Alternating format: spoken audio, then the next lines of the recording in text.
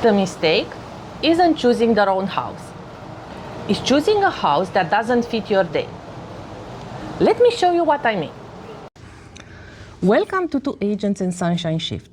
I'm Monica Ștefănescu, your host and the Tampa Bay real estate agent with LPT Realty and PhD, specializing in relocation guidance and neighborhood micro-pockets. I'm David Linton, co-host of Two Agents and Sunshine Shift.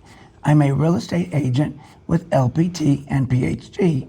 I am based in the Sarasota, Bradenton area, bringing the on-ground perspective on how these neighborhoods actually live day to day. Each week, we break down what moving to Florida actually feels like, beyond maps, rankings, and listing photos. Most buyers think choosing a home in Florida is about getting the right property.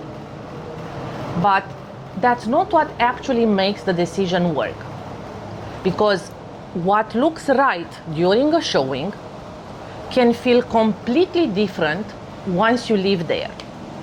And that gap between what you expect and what you experience is where most regret comes from. The decision isn't, is this a good house? The decision is, does this home support the way I want my day to feel? Because that's what you live with. Not the finishes, not the photos, not how it felt during your 20 to 30 minutes showing. It's about your day. This is what I call the expectation versus lived experience gap. The home checks the boxes, but the way it feels to live there doesn't match what you thought it would be. And that's what creates regret. Not immediately. Regret doesn't show up at closing. It shows up on a random Tuesday when something small starts to feel permanent. Most buyers don't make bad decisions because they don't know what they want.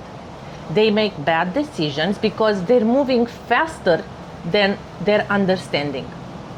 The market feels urgent. Homes move quickly. And everything around you is pushing you to act fast. So you start deciding based on availability instead of alignment. This is where daily friction becomes the real filter.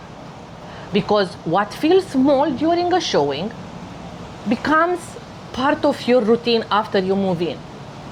The way you enter your neighborhood, the traffic you deal with every day, the distance that didn't seem like a big deal at first. Those things don't stay small. They repeat and they grow and grow over time. The truth is, Florida doesn't behave the way most buyers expect. It doesn't operate at the city level. It operates at a micro-pocket level. Two homes that look identical online, just 5 minutes apart, can feel completely different once you live there. Different traffic flow, different read, different level of friction. And if you're not evaluating that, you're not actually comparing homes. The mistake isn't choosing the wrong house. The mistake is choosing too early, before you understand how that home fits into your life. Because once you move in, you don't experience the home occasionally. You experience it every day, and it becomes permanent. So the way to avoid rushing isn't to slow down the market. You can control that, obviously. The way to avoid rushing is to change how you evaluate a home. Instead of asking, is this the right one? Ask, what would my day actually look like if I live here? Think about the morning, the commute, the errands, the weekends. Walk through everything mentally and look for friction.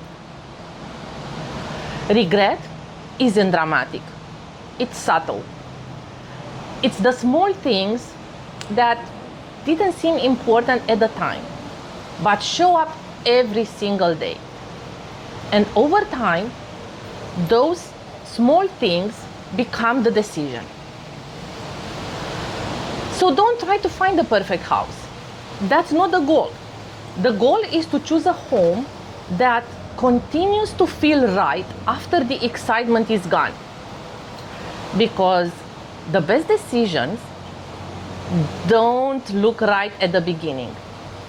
They feel right a little bit later.